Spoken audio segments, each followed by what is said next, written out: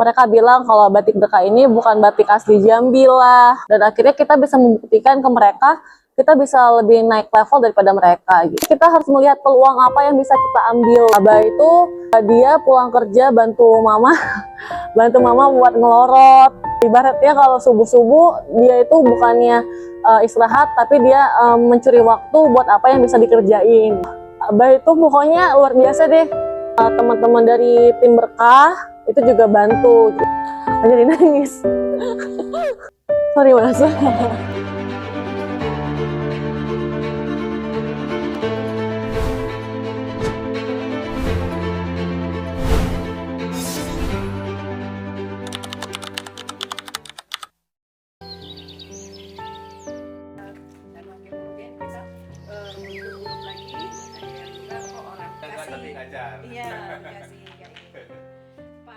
Halo, nama saya Rifda Tuhaira, biasa dipanggil Rifda, yang mana ini usahanya itu Batik Jambi Berkah.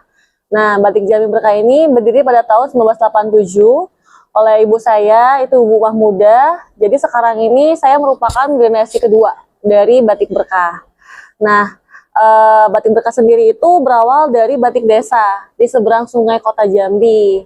Nah, tumbuh di sana, yang mana awalnya itu Mama melihat peluang apa yang bisa Mama garap, yaitu membuka usaha batik. Jadi sebelumnya Mama itu guru juga, guru di madrasah, paginya guru madrasah, sorenya Mama untuk menambah penghasilan rumah tangga, dia mengambil upahan batik. Nah, dia kerja sama orang lain, awal-awalnya dia kerja, terus dia suka dan menggali, akhirnya pengen buka usaha sendiri gitu. Itu kalau nggak salah modal pertama kali dipinjami oleh Pertamina. Pertamina menjadi binaan Pertamina itu dipinjami senilai 2 juta. Alhamdulillah nggak nyampe sebulan dibalikin, terus menerus akhirnya usahanya makin gede gitu. Kalau misalkan untuk jualan batik itu awalnya kan kalau di seberang dia belum punya showroom yang di kota kan. Nah dia door to door, dia ke kantor nawarin kredit awalnya. Siapa nih yang mau beli batik, nggak apa-apa dikreditin gitu. Yang penting ada laku dan mereka saling percaya, akhirnya transaksi gitu. Kalau menurut Ibu Desi, buat usaha ini itu inovasi sama kolaborasi. Karena Berkah itu bisa eksis terus karena selalu mengeluarkan inovasi produk baru terus. Jadi kalau misalkan kita nggak ngeluarin produk baru yang terus, itu orang bakal jenuh, itu aja produknya. Apa sih something new yang harus kita beli di Batik Berkah? Percuma kalau misalkan batiknya itu aja, orang lain pasti bisa niru. Jadi kita udah bikin, kita harus nyiptain yang baru lagi gitu. Pertama, inovasi produk itu kita mengikuti tren warna. Misalkan di tahun 2026 ini warna apa sih trennya? Terus yang kedua, produk apa yang penemuan baru yang bisa diciptakan. Misalkan di Jambi sudah ada ekoprint. Apa ya yang bisa bikin beda ekoprint itu, yaitu dicampur dengan batik. Yang pertama kali ditemui oleh Batik Berkah, itu namanya ekotik, ekoprint dan batik. Nah, itu udah mulai tuh dilirik sama UMKM lain. Nah, kita pun alhamdulillah berarti kita termotivasi. Terus 2025 kita ciptain lagi yang baru, yaitu ekotik bordir. Nah, jadi kita itu kuncinya itu harus selalu bikin produk yang baru. Nah, udah ekotik bordir, kita sekarang merambah mencoba ke ekotik Prada. Nah, itulah yang bikin alhamdulillah Batik Berkah itu eksis terus, yang mana produknya ada yang baru, dan kita juga memperhatikan kualitas juga, baik dari segi pembuatan, pewarnaan gitu. Terus yang kedua tadi, selain inovasi, itu kolaborasi. Nah, kolaborasi ini kita berkolaborasi baik itu dengan instansi BUMN, termasuk juga rumah BUMN PLN, terus juga Pemda, terus juga penggiat anak muda. Karena kuncinya sekarang itu lebih banyak anak muda ya, makanya kita kolaborasi dengan Bujang Gadis, baik itu Bujang Gadis kota maupun provinsi, itu kita gait. Karena mereka lah pelopor yang ada di kota Jambi ini, mereka yang mempromosikan, jadi kita lebih memberi fasilitas. Kalau mereka nampil, kita pinjamin produk nih, tapi mereka harus promosikan ini dari batik berkah gitu. Kalau untuk pemilihan bahan baku sendiri itu kita bahan baku masih di Pulau Jawa. Nah kalau di Jambi itu belum ada, baik itu dari material kain putihnya beserta obat-obatnya beserta bahan baku lilinnya. Itu semua dari Pulau Jawa. Kita beli putus dan alhamdulillah juga di Batik Berkah sendiri juga menjual obat-obat batik juga buat UMKM yang belum bisa membeli paten besar ke Pulau Jawa, mereka bisa beli di Batik Berkah gitu. Terus juga untuk bahan baku itu ada bahan baku yang memang udah kita pakemkan, yaitu bahan katun. Tapi kalau ada bahan-bahan baku yang baru itu kita coba. Itu juga merupakan salah satu dari inovasi itu tadi. Ada bahan bakunya misalkan dari polyester nih, organza. Nah itu kan biasanya nggak bisa dibatik. Ternyata setelah dikasih penelitian dia bisa dibatik gitu. Nah setelah itu pewarnaan, kita mencari pewarnaan yang aman, walaupun ini sintetis, tapi aman digunakan untuk kita, untuk kulit itu nggak bahaya. Kita juga menggunakan pewarna alami juga, itu dari kayak kayu-kayuan, kayak kulit secang, kulit jengkol gitu. Proses yang paling sulit itu sebenarnya semuanya itu sebenarnya bisa diatasi, tapi yang paling susah diatasi itu kecuali kan kalau manusia itu kan pasti kesalahan dari human error ya. Kalau misalkan dari alam yang susah, yaitu pewarnaan. Kalau human error bisa kita evaluasi, tapi kalau misalkan nih ada pesanan dadakan butuh berapa potong dengan waktu yang mepet, tapi ternyata musim hujan jadi warnanya nggak keluar. Nah disitulah kesulitan kita itu gitu. Kalau untuk bahan baku yang lokal dari Jambi, palingan kita mengambil dari alami-alaminya. Misalkan kita menggunakan teknik ekoprint nih, kita pakai daun-daun limbah yang di jalanan. Misalkan daun itu kan pasti rontok nih, nah itu kita pungut, baik itu daun ketepeng, terus juga daun kapal taru, itu kan pasti berguguran. Bahkan ada kulit-kulit dari pinang merah itu juga bisa, kulit kayu bulian itu juga bisa gitu. Nah kalau untuk tenaga kerjanya sendiri itu alhamdulillah kita ada yang freelance, ada yang memang tetap di Batik Berkah. Kalau untuk produksi jahit itu ada sekitar 11 orang, itu baik dari tim puisi, produksi, pola, sama jahit. Nah kalau untuk tim produksi batik itu ada yang mereka datang ke tempat, ada yang mereka ngerjain di rumah. Nah yang ngerjain di rumah ini lebih ke cenderung ibu-ibu rumah tangga, yang dia punya anak kecil yang nggak bisa ditinggalin. Nah itu dia mengambil upahan meteran itu untuk nulis batik. Nah itu kalau untuk freelance itu sekitar ada 10 orang, itu lebih ke batik tulis.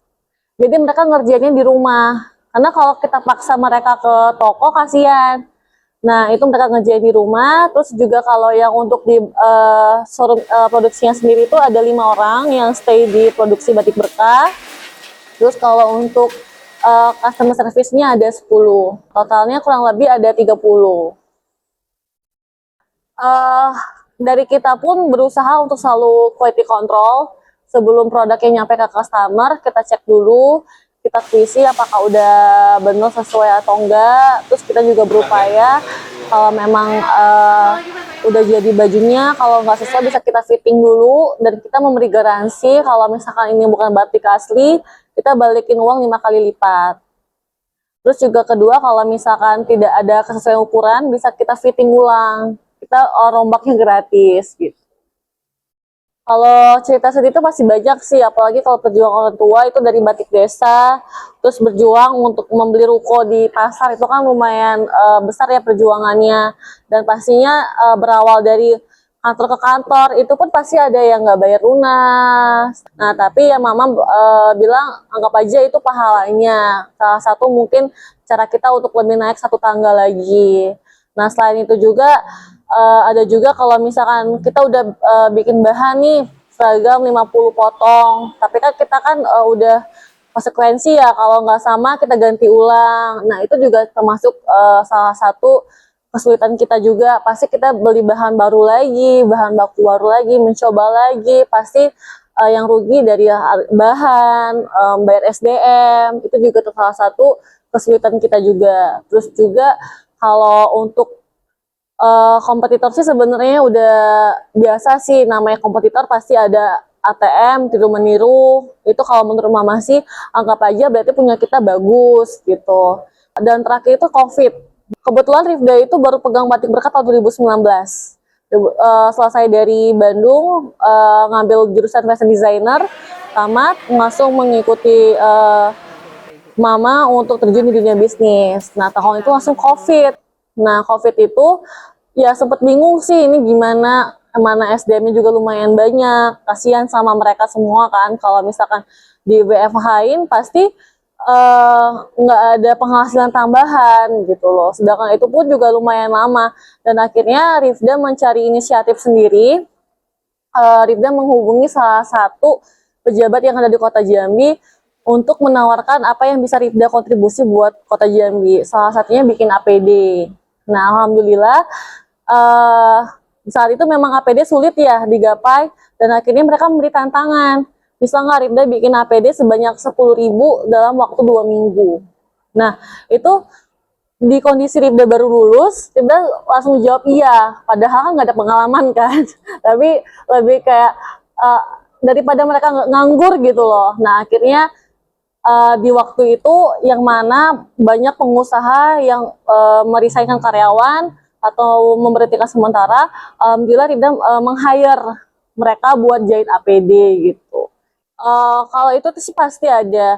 Jadi Batik Berkah ini sempat lumayan lama itu nggak aktif di pemerintahan. Itu 2 tahun 3 tahun. Tapi kan kalau kita orientasi bisnis ya udah terserah mereka, kita tutup telinga aja gitu. Mereka bilang kalau Batik Berkah ini bukan batik asli Jambi lah, bukan produksi Jambi. Padahal ya kita punya tempat sendiri ya, lumayan gede juga. Tapi mereka memberi omongan yang enggak ke orang lain gitu. Dan akhirnya kita bisa membuktikan ke mereka, kita bisa lebih naik level daripada mereka gitu. Alhamdulillah sih sebenarnya pas Mama pegang pun dari 87 ke tahun 2019 itu sebenarnya juga udah berhasil banget. Apalagi Rifda cuma hanya meneruskan. Cuman yang bedanya saat Rifda terusin, yang awalnya Mama itu mindsetnya nggak mau nambah karyawan. Karena dikiranya kalau nambah karyawan itu cuman hanya mengeluarkan budget aja. Tapi ternyata pas sudah dikasih edukasi perlahan-perlahan, akhirnya kita nambah karyawan nih. Awalnya dulu Berkah itu cuma 12 orang, dan sekarang dari 12 ke 30 itu juga lumayan signifikan. Bikin Mama percaya itu juga lumayan sulit. Kayak misalkan kita harus punya budget nih buat selebgram, influencer, itu cuma dibilang itu kos aja kayak gitu. Dan akhirnya dengan kita kolaborasi dengan selebgram dan lain-lain itu juga menambah penghasilan. Nah, dari tahun 2018 ke 2019 itu juga lumayan berbeda. Yang mana dari awalnya karyawan cuma 12 menjadi 20-an itu kita lebih naik penghasilannya. Dan juga Rifda itu lebih aktif untuk mengikuti event nasional, baik itu dari pemerintahan atau dari BUMN PLN. Rifda juga aktif ikut lomba-lomba mandiri. Lomba-lomba yang ada di sosial media Rifda ikuti.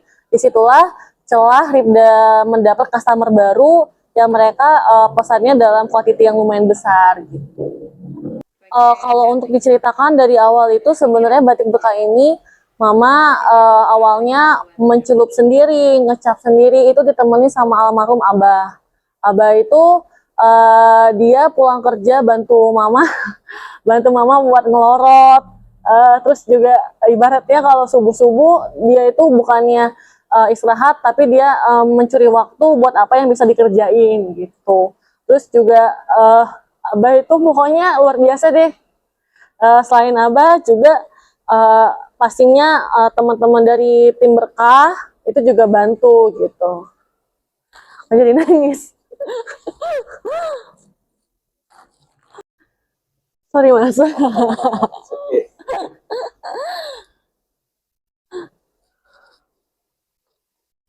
Karena memang kalau Mama cerita sih Abah salah satu sosok yang paling bantu, yang support Mama buat usaha. Karena kan kebanyakan kalau suami udah kerja, pengen istrinya lebih totalitas di rumah nih. Tapi Pak Abah tuh lebih memilih mama buat juga berkarir gitu. Walaupun mungkin waktu dengan anaknya agak berkurang, tapi Abah lebih support. Dia juga kadang yang jaga anak, terus juga kalau mama pameran, Abah yang ganti posisi mama kayak gitu.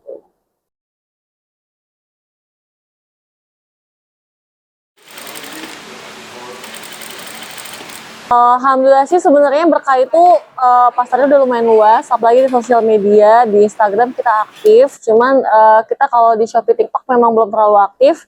Yang mana kalau Shopee itu by request sih misalkan dia mau beli, baru kita bikin edit di etalasenya. Karena kesusahan di batik berkah ini apabila kita bikin SKU di Shopee itu barangnya udah habis duluan. Karena ibaratnya satu batik itu hanya ada 10, udah di etalase Shopee ternyata udah habis. Nanti kalau misalkan Shopee itu kita by request aja. Dan kalau IG kita selalu upload produk barunya. Terus juga biasanya kita juga lebih ke seragaman kantoran gitu.